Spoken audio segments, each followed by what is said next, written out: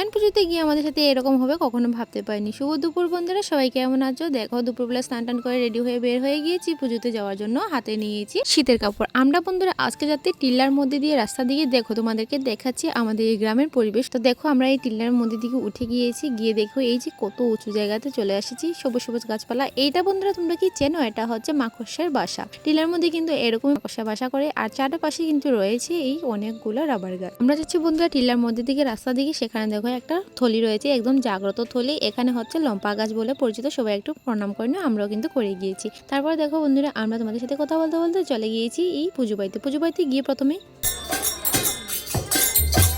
কীর্তন হচ্ছে আর হচ্ছে অঞ্জলি। তার জন্য বন্ধুরা আমরা কিন্তু ভগবানকে কাছ থেকে দেখতেই পাইনি, নমস্কার করতে পারিনি। তারপর দেখো দূর থেকে নমস্কার করে আমরা গিয়ে বসে গিয়েছি। তারপর দেখো কিছুক্ষণ পর খাওয়া দাওয়া শুরু হয়ে গেছে, কিছুক্ষণ বলতে 2 ঘন্টা পর, কারণ পুজো হতে অনেকটা দেরি হয়ে গেছে। তারপর দেখো ফাঁকা পেয়েছি, একটু ঠাকুরকে দর্শন করে নমস্কার করে আসলাম। তারপর বন্ধুরা অনেকটা সময় অপেক্ষা করার পর আমরা ফাইনালি এখন খেতে বসে গিয়েছি। এখানে দেখো প্রথমে দিয়ে দেওয়া হলো ভোগের প্রসাদ। ভোগের প্রসাদ কিন্তু বন্ধুরা দারুণ ছিল বলতে গেলে। এই যে আটার প্রসাদটা কিন্তু দারুণ ছিল, নারায়ণ ঠাকুরের একদম পছন্দের খাবার। তারপর দেখো গরম গরম খিচুড়ি, চলে এসেছে মটর ভাজা, এগুলো কিন্তু ভীষণ টেস্ট ছিল বন্ধুরা। তারপর দেখো আমরা খাওয়া দাওয়া করে নিয়েছি, এদিকে দেখো রাত হয়ে গিয়েছে।